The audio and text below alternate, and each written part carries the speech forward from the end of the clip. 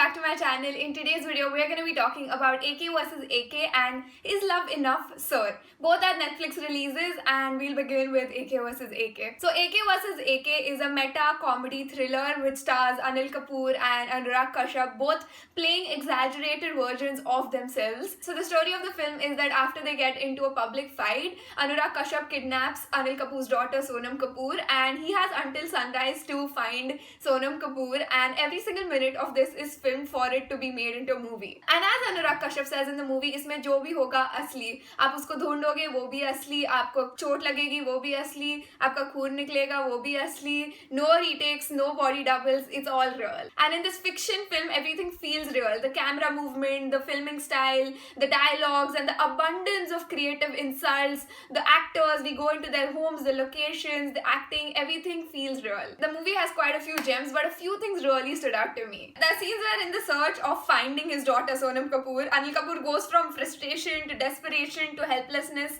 and the camera goes so close to him through the whole process. And because of, kind of the cause of the events in the first place is the insecurities the actor and the filmmaker, like the director here, both have within themselves. And it really explores these insecurities in one scene where Anil Kapoor is lying on the floor, on the ground outside a railway station. He's like, who Anil Kapoor? What Anil Kapoor? Ghanta Anil Kapoor. I'm a failure. The other emotion is also desperation to find his daughter and get her home back safely. And later in the movie, the same parallel is also drawn with Anurag Kashyap. A strong theme throughout the film is the public. In almost every scene where Anil Kapoor is in search of Sonam Kapoor, he is asked for a picture, a favor, or some kind of return. At a scene in Mumbai on a street where there's a party going on, he's almost forced to dance on the stage out of desperation to find his daughter, and it's almost as if the crowd is saying, first you entertain us, then we'll see about everything else.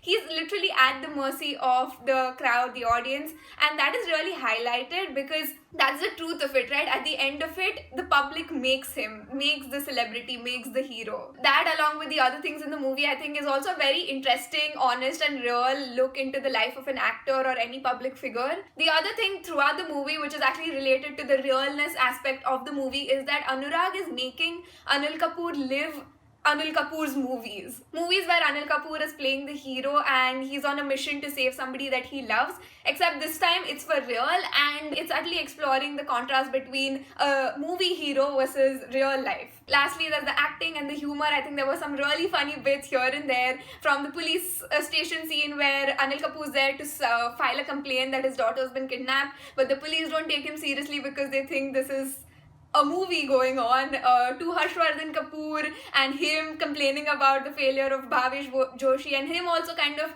exaggerating his real life self, personality. Like the movie said and everybody else agreed, I think Anil Kapoor was just brilliant. His acting was just too good, and Anurag Kashyap as well, like just playing himself but just exaggerated. I think it was really funny and really well done. It was also nice to see Yogita Bihani, who plays the camera woman in the film. She's come a long way from her television days. Next up is Love Enough, Sir? So this is a story of a live-in maid and a guy who comes from a wealthy family, and his marriage has been recently broken off because his fiance cheats on him. I think this is a movie which has so many layers to it. It's a very simple movie but with a lot of layers. There's Ratna, who's the live-in maid. She's very independent, determined, optimistic, and she wants to become a fashion designer.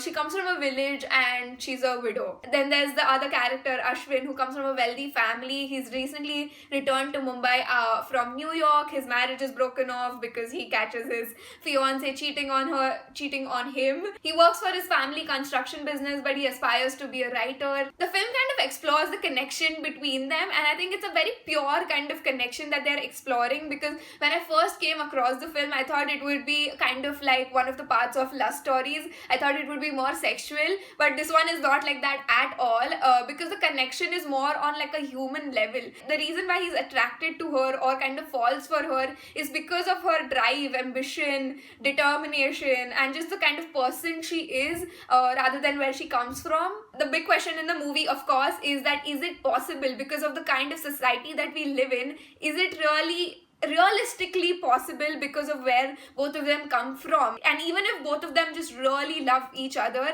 is it enough? I really like the film because it's really simple. It focuses on these two characters, but it's really impactful at the same time. I think the only problem that I had a little bit was because of the acting, and not even like really acting, but because of the language mixture in the movie. Some things just came up like a little bit off because of the way they were spoken when they were speaking in Marathi, or when she was saying thank you to him, the thank you came off a little too polished for her character. Otherwise, I think the acting was just great because of the subtle things that they could express. So yeah, that was my review of AK versus AK and Is Love Enough, Sir. I think both of them were really good movies, one worth watching. If you enjoyed watching this video, make sure to hit the like button, subscribe to my channel, and I shall see you next time. Bye.